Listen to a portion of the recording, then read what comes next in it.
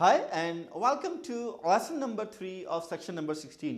इस सेक्शन में जैसे कि आपको पता है कि हम चेंज रिक्वेस्ट के हवाले से बात कर रहे हैं and we have found very interesting concepts about change request है। तो अब हम बात कर रहे हैं चेंज रिक्वेस्ट के केसेस की। ऑल्दो हमारे पास चेंज रिक्वेस्ट में 4 ऑप्शंस हैं, corrective action, preventive action, defect repair और अपडेट्स। लेकिन मैंने क्या किया है कि मैंने 2 केसेस को प्रेफर किया है। एक वो जो है हमारे पास डिफेक्ट रिपेयर का है और दूसरा जो है हमारे पास बेसिकली वो अपडेट्स का है। तो आई कैन कॉल इट कि मैं यहाँ पर चेंज रिक्वेस्ट का जो पहला केस है डिफेक्ट रिपेयर, उसको मैं यहाँ पर जो है वो डिस्कस करने जा रहा हूँ। जैसे मैंने आपको सेक्शन नंबर 15 में जब मैंने हैप्पी केस, एंग्री केस और प्रोटोटाइप केस बताया था तो उसकी मैंने एक्टिविटीज़ लिखी थी। लेकिन अगर आप यहाँ देखें, यहाँ पर आपके पास मैंने जो शीट दी है उसमें कोई एक्टिविटीज़ ही नहीं है, ठीक है। उसमें क्या सिर्फ लिखा हुआ है डिफेक्ट रिपेयर। वो ये है कि मैं चाह रहा हूँ कि आप जनरली जो है वो इसको खुद से परफॉर्म करें और खुद से इसकी रेफरेंसिंग लिखें। लेकिन आपकी आसानी के लिए मैंने कहा कि चलो मैं इसको जो है वो रिकॉर्ड कर लेता हूँ। अगर हम देखते हैं तो हमारा पहला स्टेप जो कि कहते हैं ना कि एक तरीके से स्टैंडर्ड हो गया है, वो स्टेप ये है कि जब भी हम प्रोजेक्ट मैनेजमेंट में काम कर रहे होंगे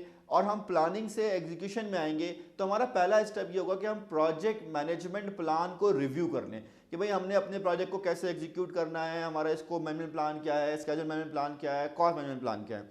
फिर हम कहते हैं सेकंड स्टेप में हम अपने प्रोजेक्ट की टीम को एक्वायर कर लें। अब वो टीम चाहे वो फेस की हो या प्रोजेक्ट की हो या किसी एक्टिविटी की हो, लेकिन वो टीम है जिसको हम इंगेज कर रहे हैं अपने प्रोजेक्ट में काम के लिए।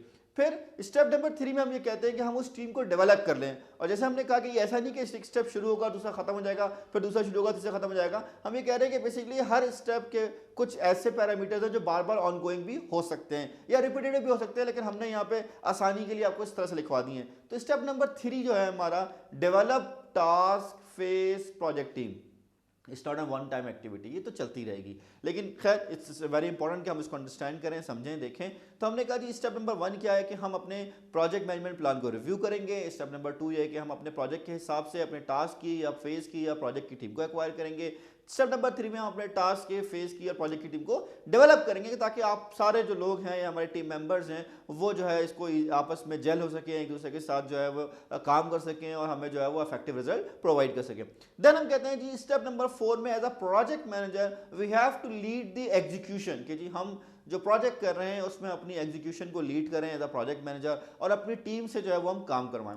अब हम आते हैं स्टेप नंबर 5 पर। स्टेप नंबर 5 में हमारे पास यहाँ पर चूंकि हम चेंज रिक्वेस्ट है तो हम कहते हैं एरर अकर्ड। अब ये हुआ कि अगर हम उसको सेक्शन नंबर 15 से करस्पॉन्ड करेंगे तो वहां पे ये था डिलीवरेबल प्रोड्यूस हो गया था। यहाँ पे ये कह रहे थे कि टीम ने अपना रिजल्ट प्रोड्यूस कर दिया है, लेकिन यहाँ डिफरेंट है। यहाँ ये हुआ कि कोई एरर आ गया। अब वो एरर हमने आइडेंटिफाई किया, एंड यूजर ने आइडेंटिफाई किया। जनरली हम ये कह रहे हैं हमने आइडेंटिफाई किया, ये हमारी वजह से हमें कुछ पता चला कि जी हमने जो काम किया था या किसी कंपोनेंट में मसला आ गया या कंपोनेंट के किसी पार्ट में जो है कोई इशू आ गया।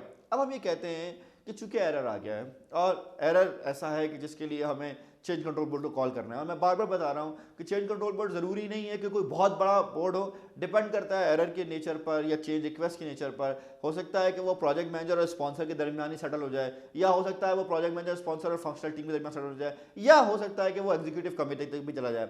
जनरली हम कहते हैं कि जो हमारा चेंज कंट्रोल बोर्ड है इसके 3 लेयर्स हैं, स्पॉन्सर, फंक्शनल कमेटी और एग्जीक्यूटिव कमेटी, और आप चाहें तो मजीद फर्दर इसको एक्सटेंड कर सकते हैं। बट खैर, तो यहाँ पर जो डिफरेंस है हमारे सेक्शन नंबर 15 में डिलीवरेबल केस से, स्टेप नंबर 5 पर डिलीवरेबल केस में डिलीवरेबल प्रोड्यूस हुआ था और यहाँ पर स्टेप नंबर 5 में चेंज रिक्वेस्ट में हमारे पास क्या है, चेंज अकर हो गया। तो हम कह रहे हैं कि हमारे पास चेंज अकर हो गया, तो स्टेप नंबर 6 जो हमारे पास होगा वो क्या होगा, कॉल चेंज कंट्रोल बोर्ड। हम अपने चेंज कंट्रोल बोर्ड को कॉल कर लेंगे 6ठे नंबर पे। 7वें नंबर पे क्या होगा, चेंज कंट्रोल बोर्ड जो है वो हमारे एरर को रिव्यू करेगा और उसको ठीक करने के जो मल्टीपल ऑप्शन है उसको रिव्यू करेगा कि जनाब इसको क्या किया जा सकता है। देन हम ये कहते हैं जनाब स्टेप नंबर 8 पे चेंज कंट्रोल बोर्ड ये करेगा किसी भी एक ऑप्शन को एज अ सॉल्यूशन अप्रूव कर देगा कि भाई अब आप इसका ये हल हमने निकाला है, ये सोचा और आप इसको जो है वो ठीक कर लें इस तरह से।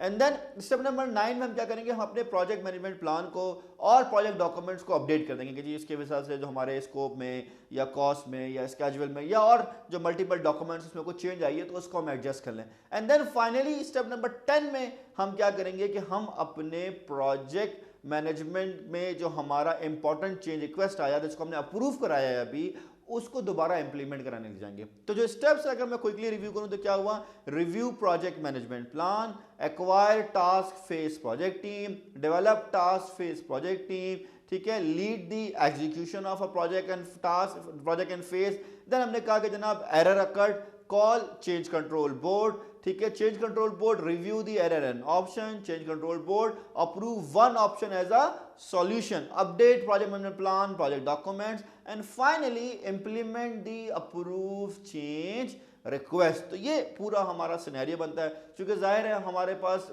काम के दौरान ही एग्जीक्यूशन में ही एरर आ गया था। So I don't need to go to internal quality, neither I need to go to the end user, जो कि हम बेसिकली अपने पास डिलीवरेबल के केस में करते रहे।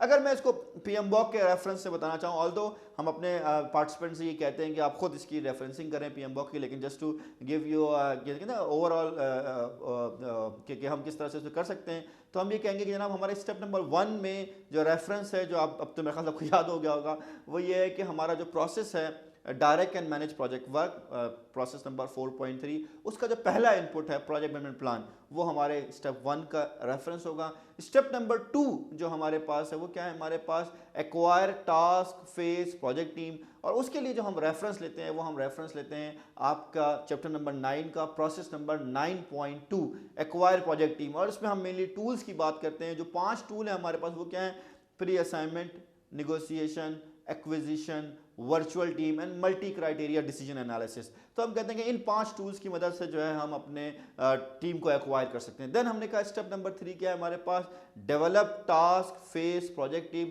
तो इसमें अगेन हम आते हैं ह्यूमन रिसोर्स में ही, और ह्यूमन रिसोर्स में हमारे पास जो थर्ड प्रोसेस है 9.3 डेवलप प्रोजेक्ट टीम। तो उसके जो 7 टूल्स हैं हमारे पास वो कौन कौन से हैं भला, interpersonal skills, training, team building activities, ground rules, co-location, reward and recognition system, and then personal assessment,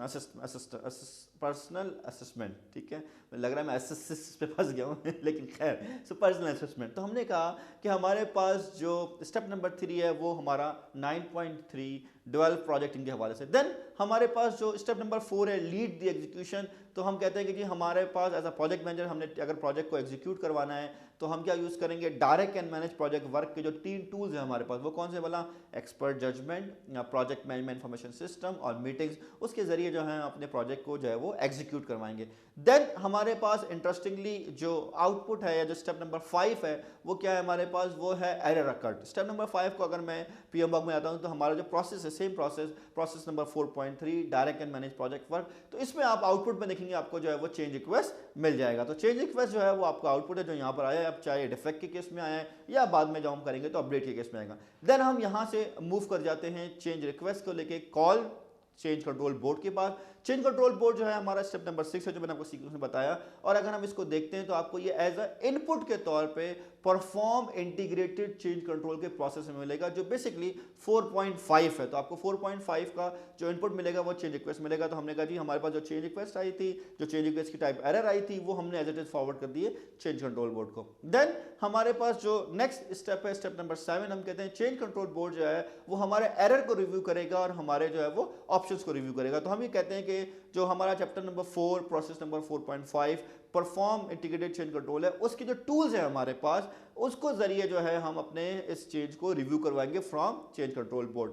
then हम ये कहते हैं कि जनाब हमने इसको रिव्यू करा लिया तो नेक्स्ट स्टेप में हम ये कह रहे थे कि हमारे जो है चेंज कंट्रोल बोर्ड ने अप्रूव कर दिया one option as a solution जो कि हमारा स्टेप नंबर 8 है। तो इसका जो पहला आउटपुट है इसी प्रोसेस का यानी कि process number 4.5 perform integrated change control, तो उसका जो पहला आउटपुट है वो क्या है, अप्रूव चेंज रिक्वेस्ट। कोई भी उसने one option as a solution जो है वो अप्रूव कर दिया।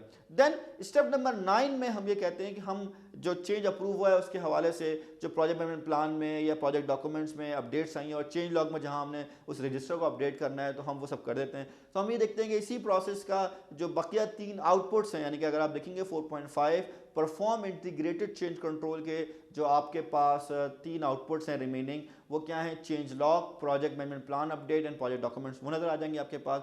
देन आखिरी स्टेप आपके पास क्या है, इंप्लीमेंट अप्रूव चेंज रिक्वेस्ट। अगर हम इंप्लीमेंट अप्रूव चेंज रिक्वेस्ट बात करते हैं तो हम ये कहते हैं कि हम दोबारा बैक टू स्क्वायर वन हो जाएंगे, जहां पर हम जाएंगे process number 4.3 direct and manage project work, और जो दूसरा इनपुट है हमारे पास वो क्या है, अप्रूव चेंज रिक्वेस्ट, जिसको हम दोबारा लेके जाएंगे। और हमारा टारगेट ये है कि हम इसको इवेंचुअली हैप्पी केस में जो है वो कन्वर्ट करते हैं, जहां पर हमारा एंड यूजर इसको सक्सेसफुली हैप्पीली खुशी खुशी जो है इसको वो अप्रूव कर ले। So that is all about the defect repair case of change request. I hope you enjoyed this case, जिस तरह से मैंने इसको इफेक्टिवली जो है एंगेज किया है with input tools and technique. Next जो हमारा लेसन है, लेसन नंबर 4, उसमें मैं आपको बेसिकली अपडेट्स के हवाले से बताऊंगा। और अगर हम देखेंगे तो ये केस हमारा काफी हद तक मिलता जुलता है as compare to the angry case. So for next, thank you.